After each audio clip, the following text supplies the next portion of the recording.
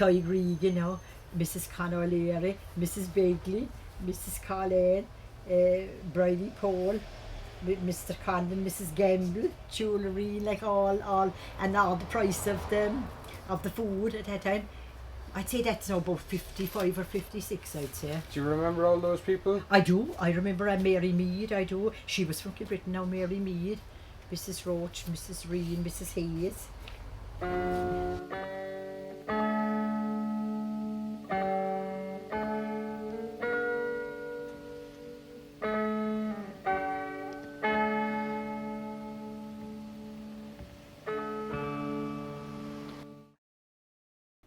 Well, I know the street, the houses were built there in 1930 or 1830, and my husband's grandmother came in and rented it from the Robinson estate, and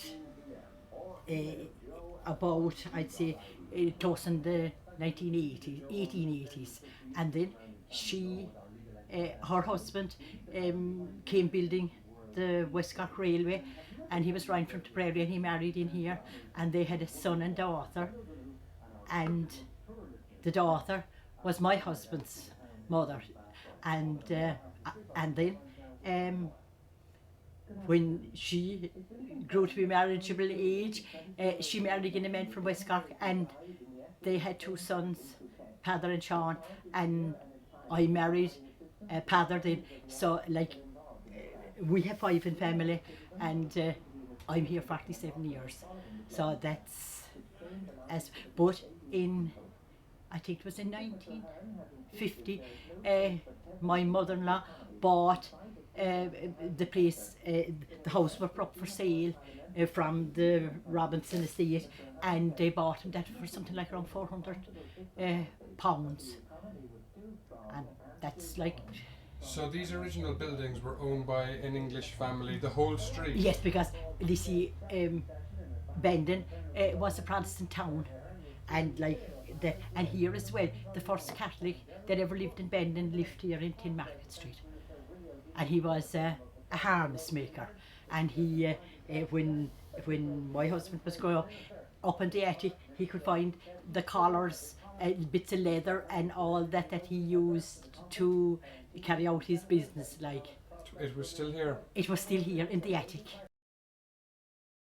So, about 92 or 3, whenever Super Value came across they were across the road in the gully in Market Street now, and like our business then kind of dwindled away after that, and earlier, like, you know, in the early time now, the shop sold bacon and fish, true beans, shoulders of bacon, pig's heads, and all that. They had a great business, and even during the time of the war, my husband's grandfather, he killed pigs and sold them, because like when things were bad, and cured them and all, and sold them here. I reared my family here then, and they're all married, and none of them don't see a livelihood, but I will pass it on to one of them, because I want to keep the name and let them do whatever they like with it. Like, I'd keep it in the family while I'm alive anyway, for posterity. So what was the shop like when you started working in there? It had run down a small bit, because my mother now was 70 years, and she had it, but still she kept the door open, and we worked up a good business then, a very good business, until Super Value opened across the road, and that's about, I think that's about 15 years ago. I'm not quite sure now. I haven't, but I know until then, and we have 4 generations, people that dealt with my mother-in-law, their children and grandchildren. I have 4 generations. The smaller children, the 4th generation, still come and buy sweets and things in the shop, so it's going back. But I have given up selling the cigarettes now again with 4 years, because on account of like the ban of cigarettes, and for the children's sake, I don't want to be selling them to the children when I'm selling the sweets. Like, I don't want to be selling the cigarettes with them, like, so that.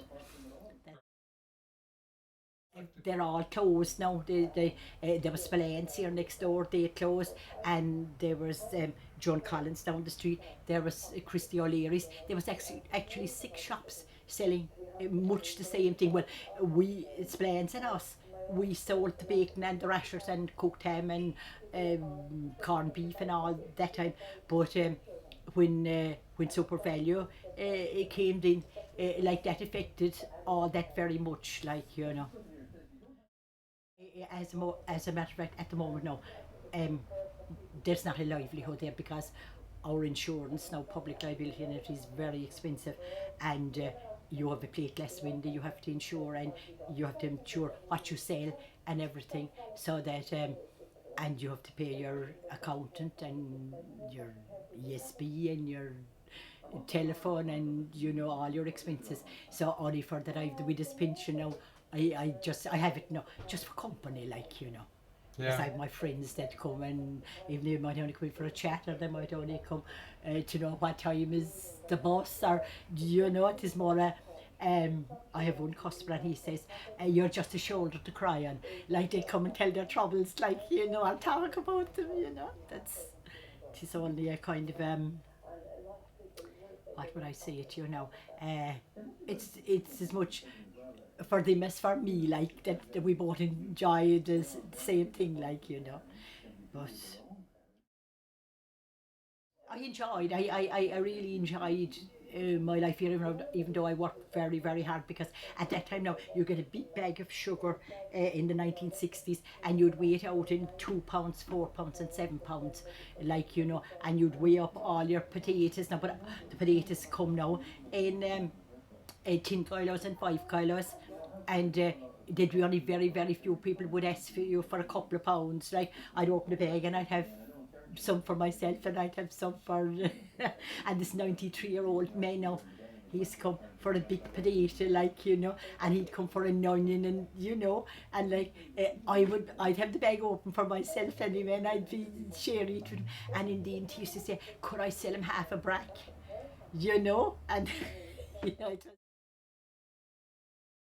I had one customer, and they were great customers. There was 9 in family, and they had a monthly book, and they'd come to town and they'd be looking for something, and they'd say, the children would say, like, you know, go up to Nan's and you'll get it for nothing, because see, to be put on the book, and they thought you'd walk into Nan's and you'd get it for nothing, because you see, they were monthly customers. They thought they'd get it, they hadn't to be paid for it all. And did most people pay what they owed you? Well, I could say 80% of them did anyway. Like, there's a few skeletons here all right now. Were times tough in Bandon in the 60s and 70s? They were. Well, the thing about it was, we had no television, and well, I suppose people did. Television came out right in '62, but that time you made all the children's clothes at night, and you were a lot more. What would I say? You made their clothes, and you knit their jumpers and all this kind of. Whereas nobody's doing that now, like, you know. And you passed down the eldest down to the next. You bought the good thing the first day, and you passed it down from one to one. The only thing you didn't pass down were the shoes. The Polish shop, do you have much dealings with them? Do you know who they are? When did they No, start? I don't. Only they have opened it now. It is only, well, I'd say about 6 months.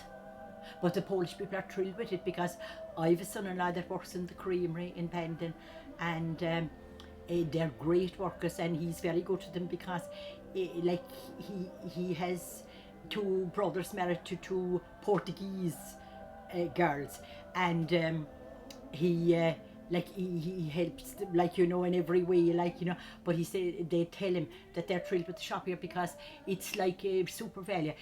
They import the stuff into Dublin, and there's a van comes down and delivers it here, and they get it nearly very little dearer than they'd buy it in Poland, like, you know. And they're thrilled with it, and they have what you call it, dishes now, and they can get their own television, like they have satellite dishes, and they're very happy, and they get a weekly newspaper and everything.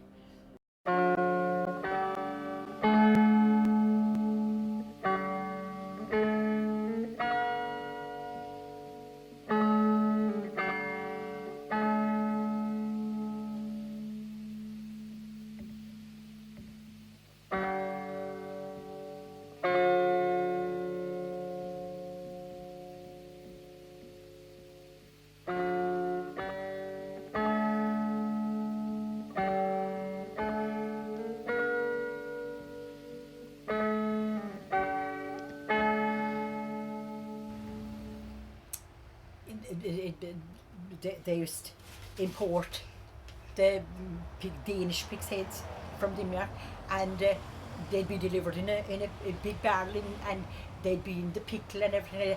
And there was a tractor just inside the door there, and they'd be put on the tractor, and they'd go into the cellar. Then from the back, there was an entrance into the back, and they'd take them out as they needed them. And were they popular? Oh, very popular altogether. You see, Danish bacon has had a lovely flavour, like, you know. Yeah. Like you know that, and as I say, there was a lovely recipe going for cooking the pig's head and adding spices and everything to it, like. And how much would a pig's head have cost? Oh, it would have been to be only about 5 shillings, like, you know. Sure, I have an old book there now, and the price of all these kind of things are in it. Just an old, look, meat, potatoes and sauce, look. Wait a while now, I see the price of a pig's head. 2 pudding. You see, this is the kind of a loin bake now, £4. Imagine £4 of loin bake was only 15 and 6pence. Should have been only about 75 cents now. Pig's head again, 6 and 3pence here. 4 feet to an 8pence, 4 pig's feet. 6 and 11pence there, and 4 feet to an 8pence. Where was the piece of candles? Now you see, this is the kind of thing that she was selling now. She sold flour and ham and lard and a half a pig's head, 5 and 11pence. £2 of meat, £2 of onions. 2 pounds of onions, 1 and 4pence. And candles and rinser. Like, you know, you don't hear of rinser anymore now. What it is. Yeah.